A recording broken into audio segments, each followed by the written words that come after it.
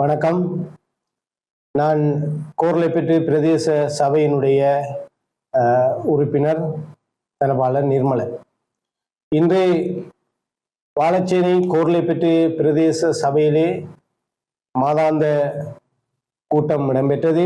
அந்த கூட்டத்தில் எடுக்கப்பட்ட தீர்மானம் ஒன்று தொடர்பாக விமர்சனம் வெளியிடப்பட்டது. கோர்லைப்பேட்டு பிரதேச சபையின் தவிசாளருடைய அதிகாரத்தை பயன்படுத்தி அவர் ஆலோசகராக முன்னாள் மட்டக்களப்பு நகர சபையினுடைய நகராதிபதி திரு சரவணபவன் ஐயா அவர்களை நியமித்திருந்தார்.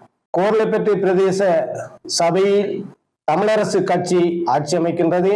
அந்த தமிழரசு கட்சியிலே 10 உறுப்பினர்கள் பிரதேச சபையின் உறுப்பினர்களாக இருக்கின்ற போது ஆலோசகராக ஒருவரை வெளியில் கொண்டு வர வேண்டிய தேவை எதற்காக ஏற்பட்டது என்பது மிகவும் கேள்விக்குரியான விஷயம். கோர்லைப்பேட்டு பிரதேச சபை என்பது ஒரு மக்களுக்காக சேவையாற்ற வேண்டிய ஒரு சபை. அந்த சபையை தமிழரசு கட்சி காரியாலயமாக மாற்ற நினைப்பதும் முனைவதுமாகவே இந்த ஆலோசகரை நியமித்திருக்கின்றது என்பது தெரிகின்றது. ஏனென்றால் பிரதேச சபையினுடைய சட்டம் 12வது அதிகாரம் சொல்லுகின்றது. 12வது அதிகாரத்தின் படி சபைக்கு தேவையான 4 குழுக்களை அமைக்கின்ற போது அந்த குழுக்களிலே பிரதேச சபைக்கு தெரிவு செய்யப்பட்டிருக்கின்ற பிரதேச சபை உறுப்பினர்களை கொண்டு நியமிக்கலாம், அல்லது பகுதி அளவில் பிரதேச சபை உறுப்பினர்களையும் மிகுதியாக அந்த பிரதேச சபையினுடைய இடப்பரப்பிற்கு உட்பட்ட குடியிருப்பாளர்கள் அல்லது அந்த பிரதேச சபையுடைய இடப்பரம்புக்குள் உட்பட்ட சங்கங்களுடைய தலைவர்களை ஆலோசகர்களாக சபையின் தேவைக்கு ஏற்ப ஆலோசகர்களாக நியமிக்கலாமே தவிர தனிப்பட்ட ஆலோசகர்களை நியமிக்க முடியாது. இங்கே அதே 12வது சட்டம் தெளிவாக சொல்லுகின்றது. அந்த தெரிவு செய்யப்படுகின்ற வெளியில் இருந்து தெரிவு செய்யப்படுகின்ற அந்த ஆலோசகர்கள் நிதி கையாளுவதிலோ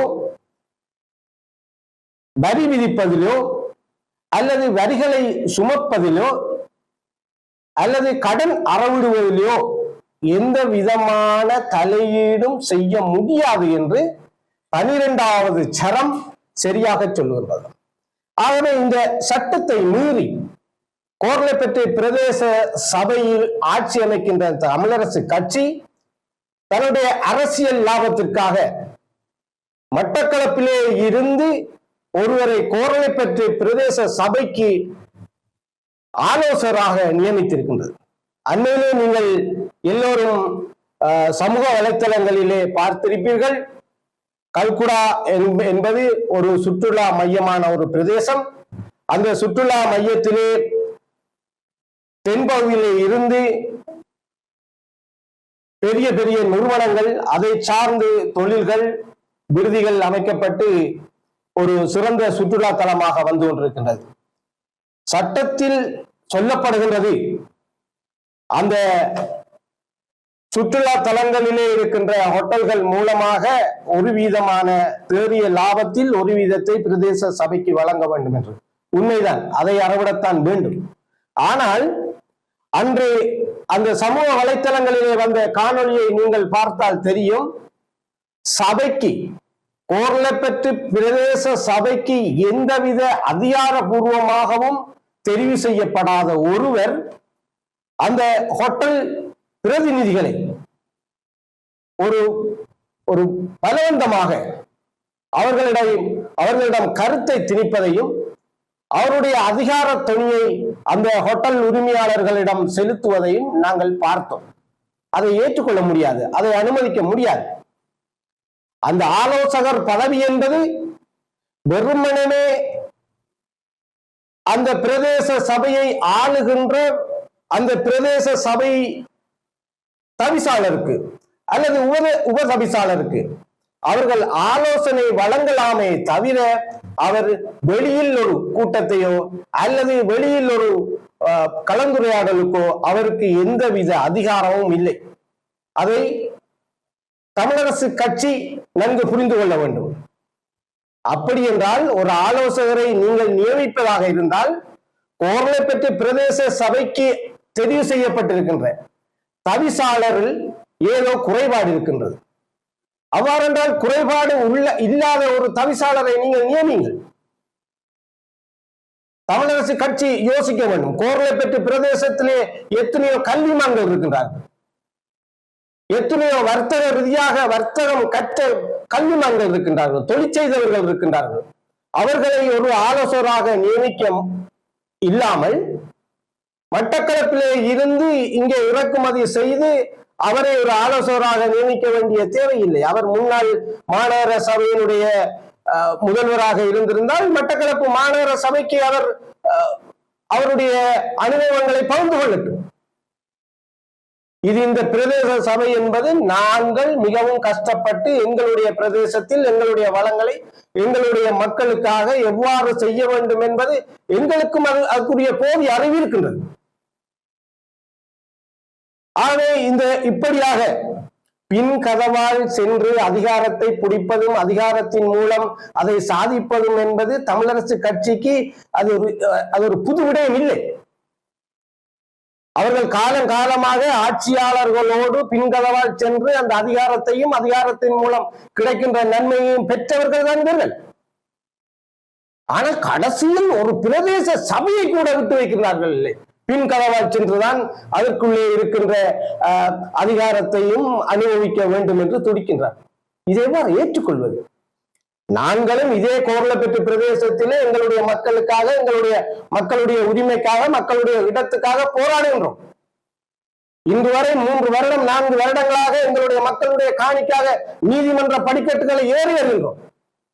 எந்தவித எங்களுடைய கோர்லைப்பற்றிலே இருக்கின்ற எந்தவித மக்களுடைய பிரச்சனைக்கும் தலை கொடுக்காதவர்கள் இந்த கோர்லைப்பற்று பிரதேசத்தில் வருகின்ற வருமானத்தில் மட்டும் தங்களுக்கு ஆலோசனை வழங்குவோம் என்று வருவது என்பது ஏற்றுக்கொள்ள முடியாது, என்னால் ஏற்றுக்கொள்ள முடியாது. ஆகவே நான் என் அருமையான இந்த கோர்லைப்பற்றிலே வாழ்கின்ற சகோதரர்களுக்கு நான் ஒன்றை சொல்கின்றேன். எங்களால் முடியும் என்றது எங்களுடைய மக்களிடம் இருக்கின்றது. படித்த இளைஞர்கள் இருக்கின்றார்கள், படித்த யுவதிகள் இருக்கின்றார்கள், பெரும் பெரும் பதவிகளில் இருந்து ஓய்வு பெற்ற நல்ல ஆசான்கள் இருக்கின்றார்கள். இவர்களை நியமித்து எங்களுடைய பிரதேசத்தினுடைய மூல முடுக்குகளை அறிந்தவர்கள் இருக்கின்றார்கள். இங்கே இருக்கின்றவரை கொண்டு வந்து இங்கு ஆலோசகராக நியமித்து ஒரு ஆலோசனை கொடுத்துத்தான் இந்த பிரதேச சபையிலே தமிழரசு கட்சி ஆட்சி அமைக்க வேண்டுமாக இருந்தால் அப்படி ஒரு பிரதேச சபைக்கு ஆட்சி அமைக்க வேண்டிய தேவையில்லை. எங்களிடம் கொடுங்கள். இங்கிலீஷ் கலைக்க தெரியாது, சிங்களம் கலைக்க தெரியாது என்று சொன்னால் எங்களுக்கு எல்லாம் தெரியும், எங்களால் முடியும். இப்படியான பின் கதவு அரசியலை பயன்படுத்தி எங்களுடைய மக்களுடைய அன்றாட தொழில் முனைவோருடைய அல்லது தொழில் வளர்ச்சிக்குரிய பிரச்சனைகளில் கை வைக்காதீர்கள். நீங்கள் மக்களுக்கு ஒன்றுமே செய்ய மாட்டீர்கள். மக்களாக ஏதாவது செய்ய வலிக்கிட்டால் மன்னிக்கவும், அதற்கும் தடை விதிக்கின்றீர்கள். ஆகவே நான் இந்த கோர்லைப்பற்று பிரதேச சபையினுடைய உறுப்பினர் என்ற வகையில்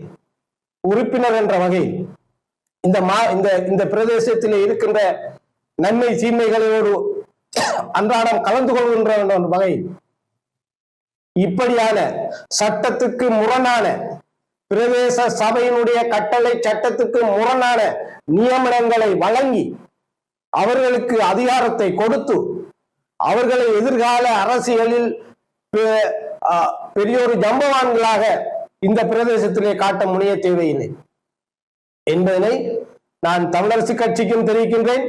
இந்த கோர்லைப்பற்றிலே இருக்கின்ற அனைத்து படித்த பண்பான இளைஞர்கள் இருக்கின்றார்கள், அவர்களுக்கும் கூறுகின்றேன், எங்களால் முடியும் என்பதை நீங்கள் நன்றாக புரிந்து நீங்களாக வாருங்கள். நீங்களாக நாம் எல்லோரும் சேர்ந்து இந்த பிரதேச சபையினை நன்றாக வழிநடத்த முடியும். கடந்த காலங்களிலே 1000 வசை வம்புகள் கதைத்தாலும் அதற்கெல்லாம் நான் பொறுப்பல்ல. என்னை பொறுத்தளவில் நான் நேர்மையாக, நான் நீதியாக எல்லோரோடும் சேர்ந்து இந்த பிரதேச சபையை நடத்த வேண்டும் என்று நினைக்கின்றேன். எனவேதான் உங்களிடம் இந்த இந்த காணொளி மூலமாக இங்கே நடக்கின்ற பிரச்சனைகளை நாங்கள் உங்களுக்கு தெரியப்படுத்துகின்றோம். இன்று வரை அந்த அமைப்பதற்கு ஒத்தாசை கொடுத்த 4 முஸ்லிம் காங்கிரஸ் உறுப்பினர்களோடு தமிழரசு கட்சியிடம் இருக்கின்ற 10 உறுப்பினர்கள், 14 உறுப்பினர்களை தவிர எந்த விதமான உறுப்பினர்களுக்கும் எந்த விதமான ஒரு சலுகை கூட மக்களுக்கு சேவை செய்வதற்கு செய்யவில்லை. கோர்லைப்பேட்டை பிரதேசத்திலே 14 வட்டாரங்கள், 14 வட்டாரங்களுக்கும் அவர்களுடைய ஆட்சியிலே ஆட்கள் இருக்கின்றார்கள், அதைத்தான் செய்கின்றார்கள். எனவே நீங்கள் எல்லாத்தையும் புரிந்து நடந்து கொள்ள வேண்டும் என்று உங்களை அன்பாக கேட்டுக்கொள்கின்றேன். நன்றி.